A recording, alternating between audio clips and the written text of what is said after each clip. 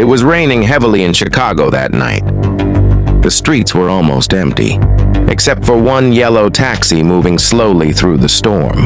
The driver's name was Daniel Brooks, 42 years old, quiet, honest, a man trying to survive after losing everything. 3 years ago, his wife had died from cancer. Since then, Daniel worked night shifts as a taxi driver to raise his 10-year-old daughter, Lily. But on that night, everything changed. At exactly 11:47 p.m., Daniel received a strange pickup request from an abandoned subway station near the edge of the city. Normally, drivers avoided that area. Too dangerous, too many crimes. But Daniel needed money badly, so he accepted the ride.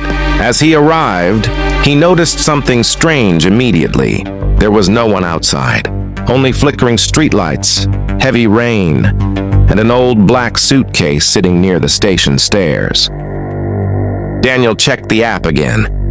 The passenger name simply said M. Suddenly, the back door of the taxi opened slowly.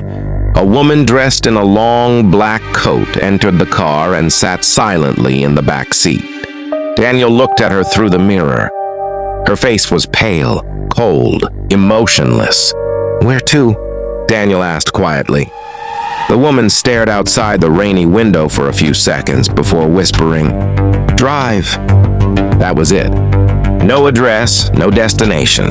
Daniel felt uncomfortable, but started driving anyway. For almost 10 minutes, the woman said absolutely nothing. Then suddenly, "Have you ever done something terrible for money?" Daniel frowned. "No." The woman smiled slightly. "Everyone lies eventually." Daniel ignored her. But then, he noticed something horrifying in the rearview mirror. The black suitcase beside her was leaking blood. Daniel's hands tightened on the steering wheel. His heart began pounding violently. He wanted to stop the car, but fear froze his body. Finally, he gathered courage. "Ma'am, what's inside that suitcase?" The woman slowly looked up and smiled. A mistake. Lightning flashed across the sky. Daniel immediately slammed the brakes. "Get out of my cab." For the first time, the woman looked angry. "Drive." "Now!" Daniel grabbed his phone secretly under the steering wheel, trying to call 911.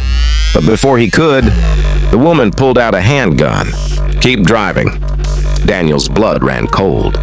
Rain hammered against the windshield as the taxi moved deeper into the empty city streets. Then suddenly, police sirens echoed nearby. The woman panicked. "Take the next alley." Daniel obeyed. The taxi entered a dark, narrow alley between old brick buildings. The woman pointed the gun directly at his head. "If you say a word, you die." Daniel nodded slowly. But then, something unexpected happened. A police SUV suddenly blocked the alley entrance. Officers jumped out with weapons drawn. "Don't move!" The woman cursed violently, then grabbed Daniel from behind, using him as a shield. "Back off or I kill him." The officers hesitated. Daniel could hear his own heartbeat. The rain, the sirens, the screaming, everything felt unreal. Then one officer shouted, "Sophia Turner, it's over!" Daniel realized the woman was a wanted criminal, and not just any criminal. Sophia Turner was infamous across multiple states for armed robberies, murders, and disappearances. The suitcase suddenly made sense. Daniel felt sick. Sophia slowly whispered into his ear, "If I go down, you're coming with me." Then suddenly, gunshots exploded. Chaos erupted everywhere. Daniel fell onto the wet pavement. Officers fired toward the taxi. Sophia disappeared into the darkness. For a few seconds, everything became silent. Then Daniel heard footsteps. Slow, wet, coming from behind him. He turned around carefully. Sophia was standing there, bleeding from her shoulder, still holding the gun.